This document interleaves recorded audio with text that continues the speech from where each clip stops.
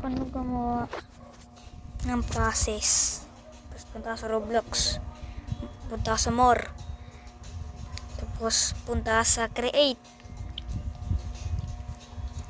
Pindutin mo tong tatlong guhit sa taas. Pindutin mo tong creation. Pindutin mo yung ano mo, yung world, yung place. Tapos pindutin mo yung dashboard. Tapos tignan mo yung punta sa monetization. Kung nakita mo tong process, pindutin mo lang yan. Yan, meron na madami.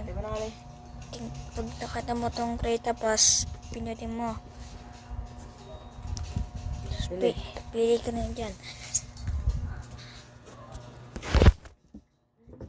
Yan, katulad nyan.